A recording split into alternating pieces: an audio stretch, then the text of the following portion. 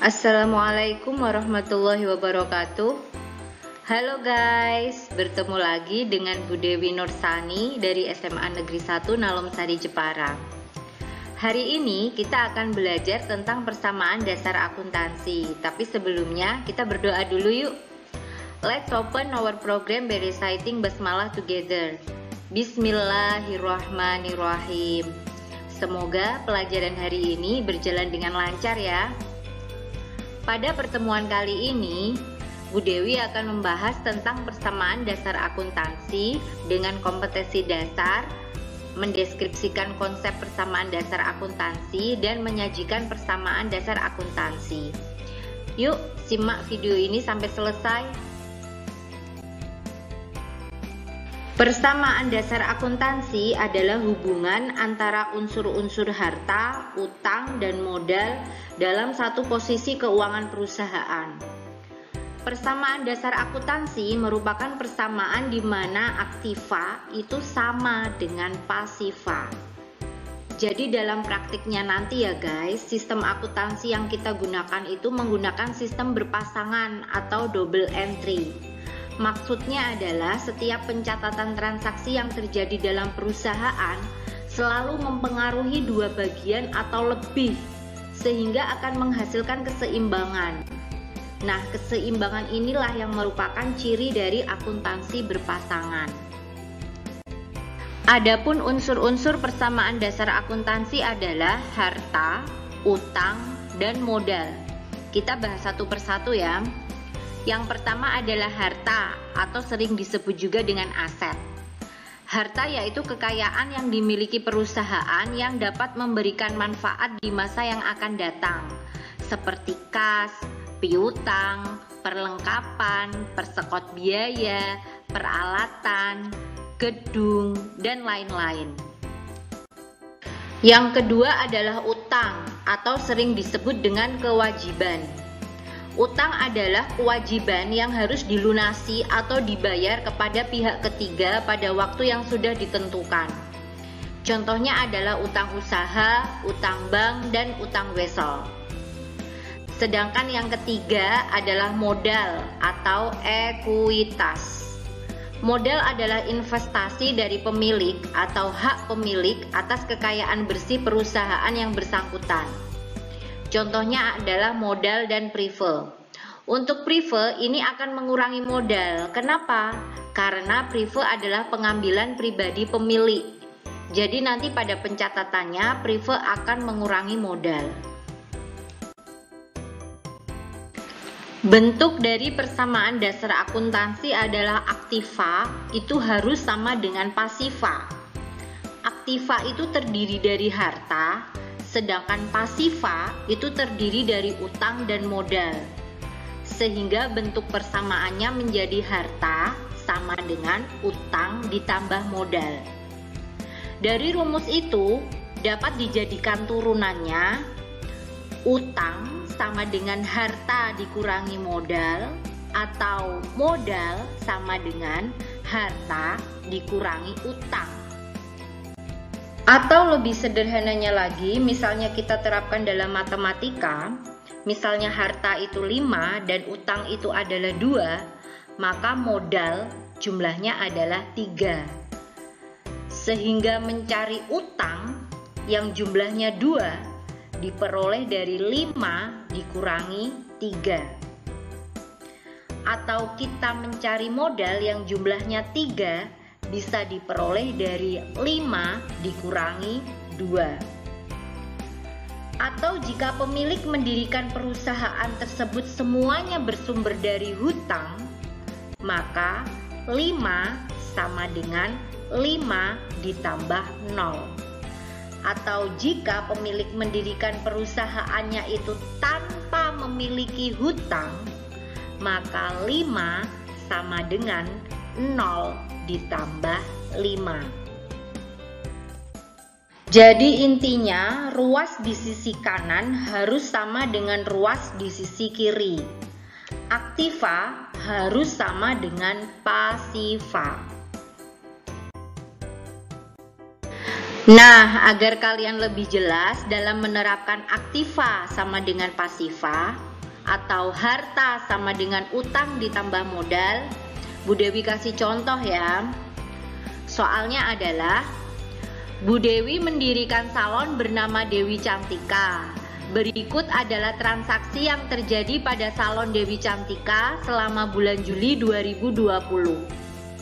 Tanggal 1, Bu Dewi menyetorkan uangnya ke perusahaan sebesar 240 juta sebagai modal awal.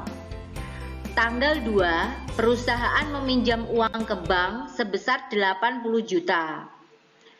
Tanggal 3, perusahaan membeli peralatan salon seharga 104 juta secara tunai.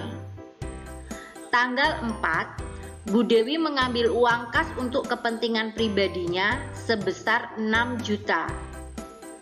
Tanggal 5, membeli perlengkapan salon seharga 16 juta secara kredit pada toko sound elektronik. Nah, tugas kalian adalah buatlah persamaan dasar akuntansinya. Oke, kita kerjakan bersama-sama ya. Nah, langkah selanjutnya adalah kalian membuat kolom-kolom yang terdiri dari kolom untuk tanggal, kolom harta, kolom utang, kolom modal, dan kolom keterangan. Tetapi untuk soal kali ini, Bu Dewi membagi harta menjadi 4 kolom, yaitu kolom kas, kolom piutang, kolom perlengkapan, dan kolom peralatan. Kenapa harta harus dibagi menjadi 4 kolom? Atau ada rinciannya? Karena nanti setiap transaksi untuk harta diperlukan pencatatan-pencatatan sesuai spesifikasi kegiatannya. Begitu ya. Oke, kita mulai pembahasan dari soal nomor 1. Nomor 1. Bu Dewi menyetorkan uangnya ke perusahaan sebesar 240 juta sebagai modal awal. Modal awal, ini kata kuncinya, sehingga angka 240 juta ini kalian tulis di kolom modal. 240 juta, keterangannya ditulis modal awal. Nah, untuk double entry-nya atau pasangannya 240 juta ini kan uang tunai ya. Uang itu adalah kas. Sekali lagi, uang itu adalah kas. Maka kita catat di kolom kas. Kasnya bertambah 240 juta.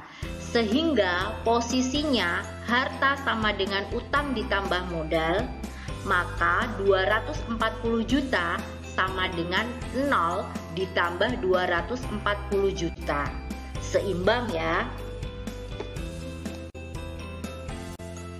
Nomor 2. Perusahaan meminjam uang ke bank sebesar 80 juta rupiah. Meminjam uang, itu kata kuncinya ya. Pinjam uang itu adalah utang. Jadi utangnya bertambah sebesar 80 juta, kamu catat di kolom utang 80 juta. Kemudian double entry-nya atau pasangannya, pinjem uang itu kan perusahaan dapat duit ya, dapat uang tunai. Uang tunai itu adalah kas, kasnya bertambah. Maka catatlah di kolom kas sebesar 80 juta. Setelah itu kalian jumlahkan tanggal 1 dan tanggal 2.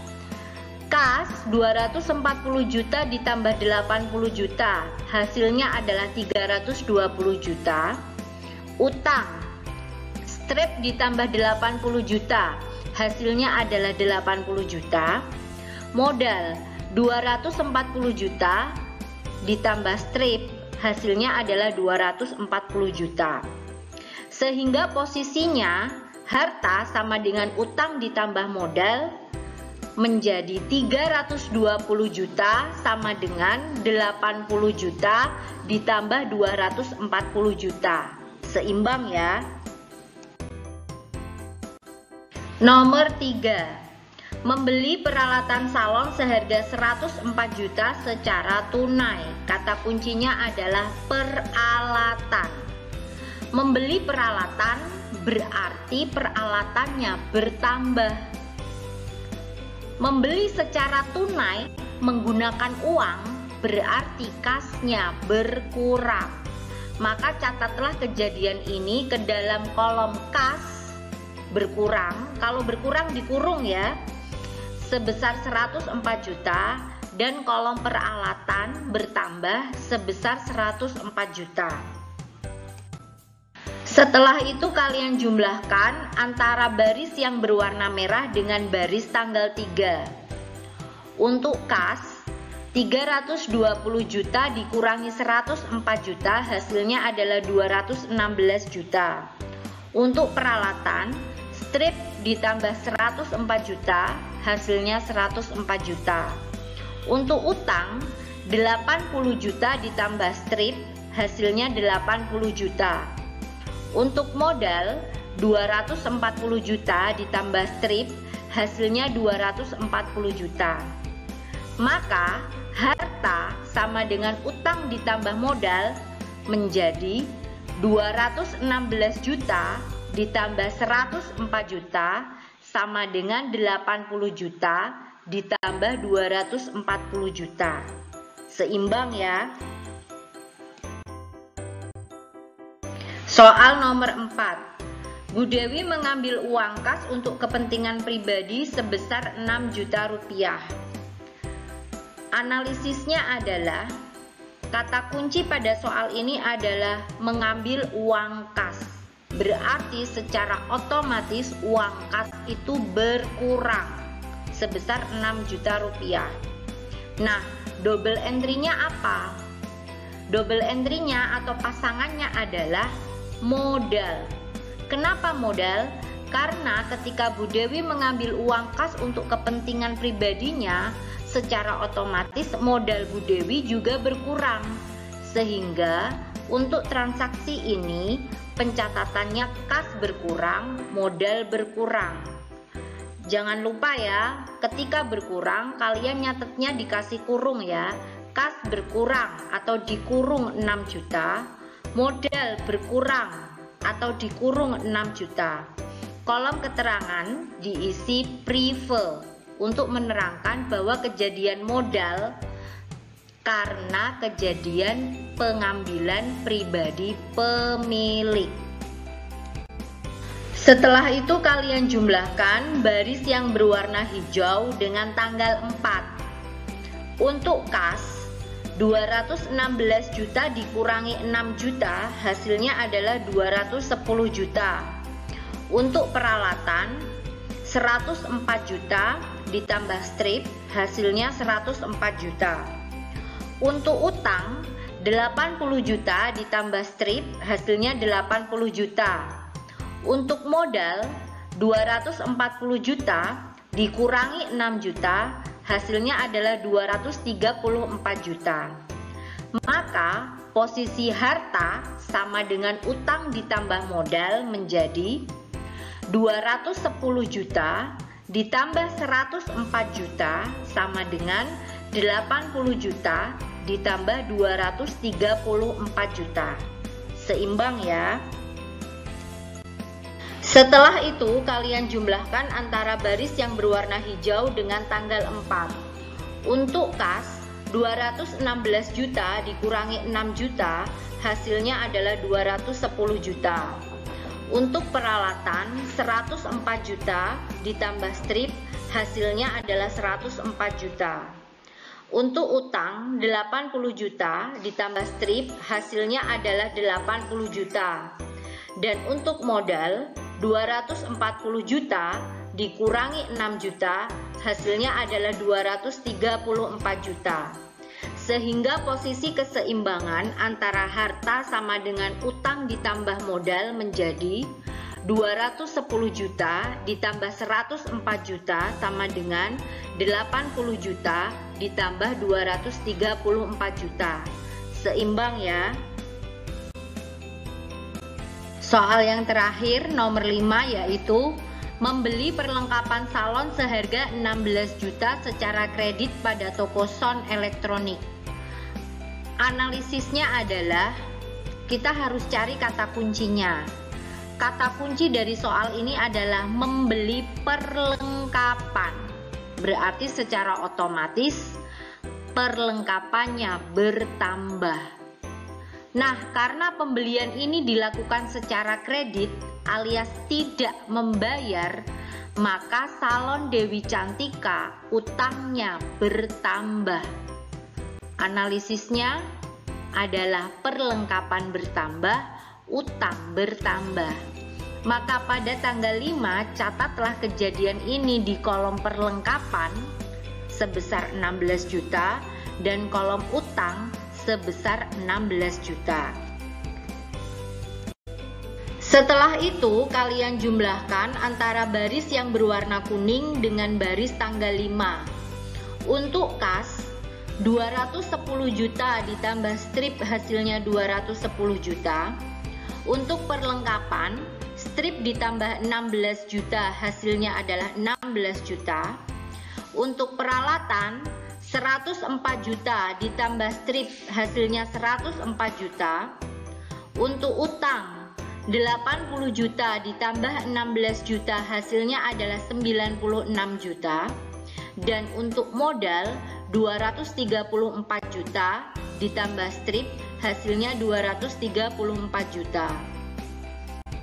Maka keseimbangan antara harta, utang dan modal menjadi 210 juta ditambah 16 juta ditambah 104 juta sama dengan 96 juta ditambah 234 juta. Atau kalau kita ringkas, seluruh harta kita jumlahkan menjadi 330 juta. Sedangkan untuk utang ditambah modal kalau kita jumlahkan menjadi 330 juta. Seimbang ya antara harta sama dengan utang ditambah modal, aktiva sama dengan pasiva. Nah, bagaimana guys? Sudah punya gambaran ya tentang persamaan dasar akuntansi? Untuk lebih detailnya, kalian nanti silakan buka video saya selanjutnya dengan judul latihan menyusun persamaan dasar akuntansi. Di sana nanti ada soal yang lebih banyak dan lebih detail. Oke, terima kasih sudah menonton video saya sampai akhir. Pesan saya untuk kalian semua, jagalah kesehatan. Jangan bepergian jauh jika tidak begitu penting. Makan makanan yang bergizi, taati protokol kesehatan seperti menggunakan masker, cuci tangan pakai sabun, ataupun jaga jarak. Serta jangan lupa rajin berolahraga ya. Terima kasih atas pertemuan hari ini. Let's close our program by reciting hamdalah together. Alhamdulillahirabbil alamin. Semoga pelajaran hari ini bermanfaat ya. Terima kasih. Wassalamualaikum warahmatullahi wabarakatuh.